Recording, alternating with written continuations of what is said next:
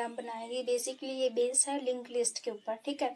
तो हमें link list की जो नोड बनाई है उसके अंदर हम डेटा कैसे एंटर करें वो देखेंगे हम इस प्रोग्राम में। ये C++ प्रोग्राम्स का फोल्डर है और इसको हम VS कोड के अंदर ओपन कर रहे हैं, ठीक है। और इसको हमने VS कोड के अंदर ओपन कर लिया और अब हम हमारी एक फाइल बनाएंगे नोड डेटा डॉट CPP, ठीक है। नोड के अंदर डेटा कैसे लेते हैं, नोड डेटा डॉट CPP, ठीक है। तो ये फाइल बना ली। इसके लिए हम कोड करते हैं, हेडर फाइल इंक्लूड करवाएंगे सबसे पहले, hash include iostream using name space std, ठीक है। ये हमने हेडर फाइल इसके अंदर इंक्लूड करवा दी, सब कुछ करवा दिया। और अब हम हमारी एक क्लास बनाएंगे। क्लास का नाम दे देंगे हम नोड, क्लास नोड, जिसके अंदर एक क्या होगा, एक वेरिएबल होगा और एक पॉइंटर होगा, ठीक है। क्लास नोड बनाई हमने और इसके अंदर इंट डेटा नाम का एक वेरिएबल बनाया और एक नोड टाइप का पॉइंटर बनाया, ठीक है। नोड टाइप का पॉइंटर बनाया। नेक्स्ट, और इसके अंदर हम एक कंस्ट्रक्टर बना देते हैं, ठीक है। कंस्ट्रक्टर बेसिकली कंस्ट्रक्टर का नेम जो क्लास का नेम होता है वही नेम होता है। इंट, उसके अंदर डेटा डाल देंगे। और अब हम ये कंस्ट्रक्टर क्या करेगा, बेसिकली हम इसको पब्लिक करते हैं बिकॉज बाय डिफॉल्ट क्लास के अंदर जो भी वैल्यू आती है वो प्राइवेट होती है, तो हमें इसे पब्लिक करना होता है, ठीक है। और अब इसके अंदर हमने क्या डाला, दिस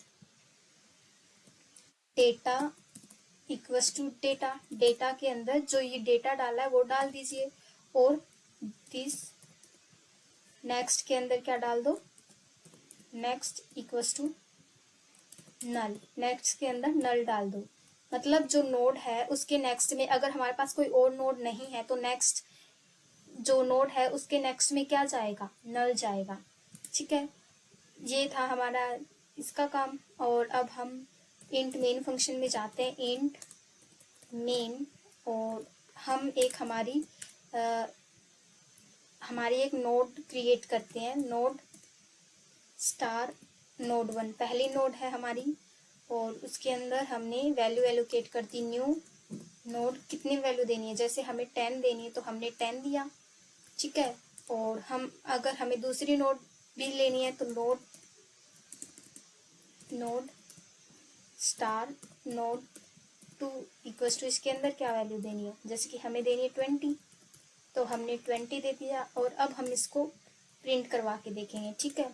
तो हम करेंगे सी आउट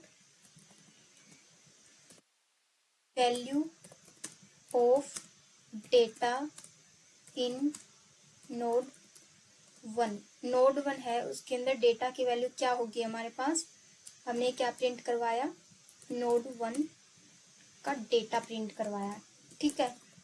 और अब हमने एक एंडल लगा दिया इसी के साथ में। और हम नेक्स्ट लाइन में क्या प्रिंट करवाएंगे, cout value of data in node 2, जो नोड 2 है उसके अंदर डेटा की वैल्यू क्या है, तो हमने इसमें प्रिंट करवा दिया, नोड 2 पे जाओ, उसके अंदर जो डेटा है उसकी वैल्यू को प्रिंट कर दो, ठीक है। और फिर हमने एक एंडल फंक्शन लगा दिया और लास्ट में हमने रिटर्न कर दिया, रिटर्न 0, ठीक है। और अब हम फाइल को सेव करते हैं, फाइल को हमने सेव किया और अब इसको रन करके देखते हैं। तो हमारी फाइल रन हो रही है अभी। बेसिकली नोड क्या होता है कि नोड के 2 पार्ट्स होते हैं, ठीक है। नोड के 2 पार्ट्स होते हैं, एक पार्ट में नोड्स के 2 पार्ट होते हैं, ठीक है। नोड्स के हमारा प्रोग्राम बेसिकली रन तो हो रहा है बट ये 1 इसलिए दे रहा है क्योंकि हमने यहाँ पे स्पेस नहीं दिया। और अब हम इसको अच्छे से रन करवा के देख रहे हैं। वैसे हमारा प्रोग्राम अच्छे से रन हो रहा है। और नोड क्या होता है कि नोड के 2 पार्ट होते हैं, एक पार्ट में वो वैल्यू को स्टोर करता है, दूसरे पार्ट में ही नेक्स्ट नोड का एड्रेस स्टोर करता है। तो अब हमारा प्रोग्राम अच्छे से रन हो रहा है। नोड 1 की वैल्यू 10 है और नोड 2 की वैल्यू 20 है, ठीक है। तो नोड के अंदर क्या होता है कि नोड के 2 पार्ट्स होते हैं, ठीक है।